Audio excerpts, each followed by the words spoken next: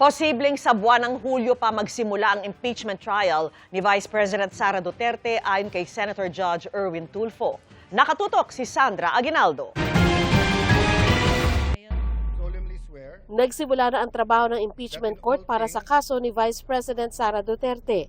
Pero ang mismong trial, posible raw na sa July na. June 1 kasi ang inaasahang pagtatapos ng 10 araw na ibinigay sa bise para sa kanyang tugon matapos siyang padalhan ng summons at kopya ng articles of impeachment. Pagkatapos nito ay may 5 araw naman para tumugon ang prosecution team.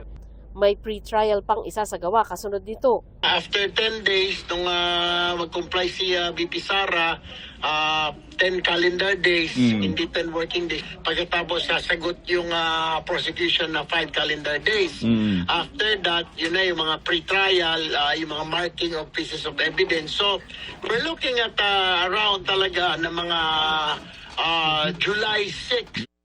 Kaugnay naman sa panukalang amyendahan ang Senate rules para payagan ng mga senador na makadalo ng mga sesyon at makaboto sa pamamagitan ng video conference. Tutol dito ang ilang senador mula sa minorya. Kami po sa minorya ay hindi po sasang-ayon po dyan. Opo. Kailangan po physically present. Dati po pwede, anong pandemic. Kaya po na Okay. medyo yung rules po pinayagan dahil nga po bawal pumasok, may Opo. mga lockdown. Ngayon po, everything is okay naman po. Kailangan po siguro ng presence sa Senado. Malino yung rules sa Senado.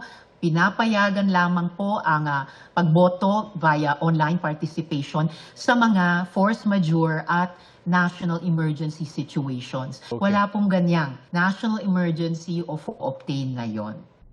May panukala ding mag-convene ang Senate Committee of the Whole para imbestigahan ang shooting incident at kaguluhan sa Senado nung nakaraang Miyerkules.